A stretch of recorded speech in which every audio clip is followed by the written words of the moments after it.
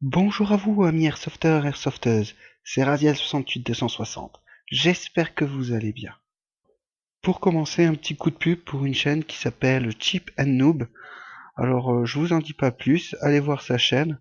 Vous allez voir, c'est quelque chose de fort sympathique. C'est une personne qui débute. Sa première vidéo date d'il y a un mois. Je vous mettrai le lien de sa chaîne dans le descriptif, ou alors vous pourrez cliquer ici en haut à droite. Rentrons dans le vif du sujet. Aujourd'hui, je vais vous parler du Frenchy SAS-12 de chez ASG. Alors, comme vous pouvez le constater, dans le pack, nous avions fourni un BB loader de 90 billes, une cartouchière et 4 cartouches, ainsi que la réplique, une tige de débourrage et une sangle qui était de médiocre qualité que je n'ai pas gardée. Nous allons commencer. Au niveau de la longueur de la réplique, elle fait 777 mm cross replié. Il y a 4 positions. Ensuite, une fois déployée à fond, elle fait 895 mm. Son poids est de 1600 grammes pour une puissance de 1,2 joule. Quant à sa largeur, 550 mm au plus large. Pour sa hauteur totale, elle fait 190 mm. Nous allons parler de ces cartouches fournies avec. Elles sont des plus basiques, toutes en plastique, sauf le ressort intérieur. Elles ont une capacité de 30 billes.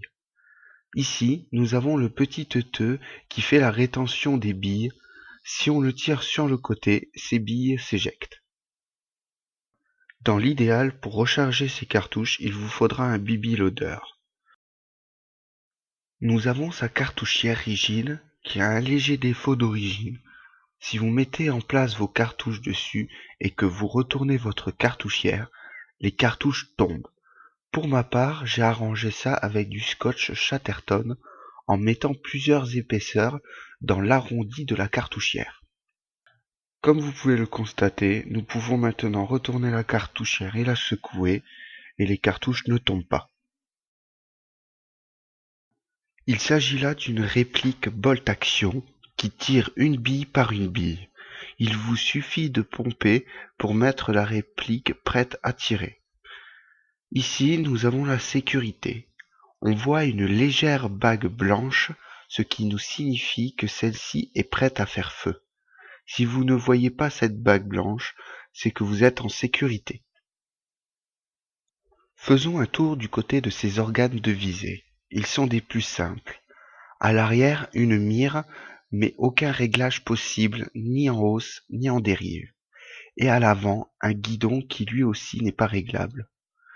Bien que la réplique tire droit, on aurait pu apprécier une mire arrière réglable tout au moins en dérive. Pour le réglage du hop-up, nous avons un bouton sur le côté droit de la réplique. Il vous suffit de le déplacer d'avant en arrière. On appréciera le fait que ce bouton soit légèrement cranté.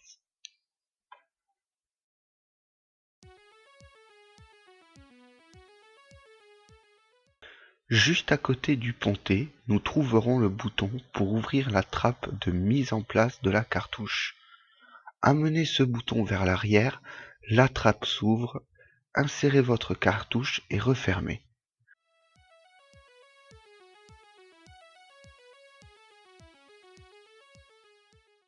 Une fois votre cartouche vide, refaites cette manipulation pour en changer.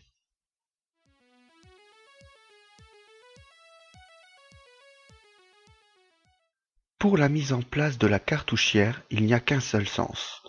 Sur la réplique, nous verrons une légère encoche et sur la cartouchière, une surépaisseur qui vont s'emboîter l'un dans l'autre, ce qui va permettre à la cartouchière de ne pas bouger lors de la partie.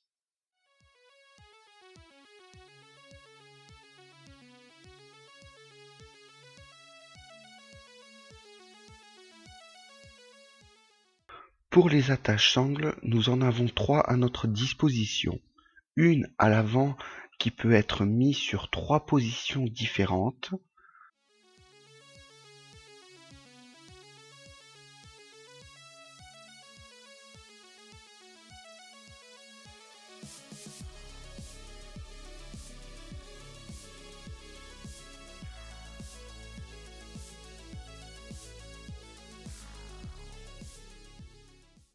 Ensuite, nous avons aussi deux attaches-angles au niveau de la crosse.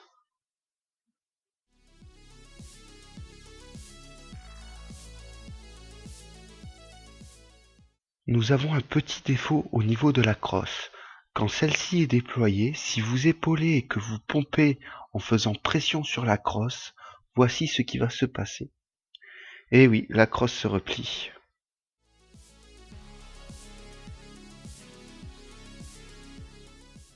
Comme vous avez pu le constater, il y a mon pseudo gravé sur la crosse. Cette gravure a été faite par Detonor, que je remercie encore. Merci Detonor. Vous trouverez le lien de sa chaîne dans le descriptif ou en cliquant en haut à gauche. Je vous conseille cette chaîne où vous trouverez des reviews d'airsoft et même des vidéos sur les jeux vidéo. Pour mon point de vue sur cette réplique, c'est du full ABS, mais vu son prix 45 €, on se dit bien qu'on n'aura pas du full métal. Elle a ses petits défauts comme les cartouches qui tombent de la cartouchière, la prise de vis est impossible si votre crosse est repliée, sa crosse qui se replie si vous faites une trop grosse pression dessus. Mais je ne regrette pas son achat, car pour le CQB c'est franchement agréable et qui plus est elle est légère. Et elle peut être mise en réplique de secours dans un carquois ou à votre respawn. Si vous n'avez plus de batterie, ça vous dépannera à coup sûr. Elle a une portée plutôt impressionnante pour un pompe. J'ai déjà fait des touches à 50-55 mètres, sans problème. Les billes partent droit, c'est un véritable régal. Pour 45 €, pourquoi s'en priver? Si vous ne l'avez pas vu, allez voir la vidéo spéciale sans abonnés et inscrivez-vous pour le tirage au sort qui vous permettra de rejoindre Diabo686 et moi-même sur un TeamSpeak pour poser vos questions. En attendant, on se revoit dans ma prochaine vidéo. Bye bye.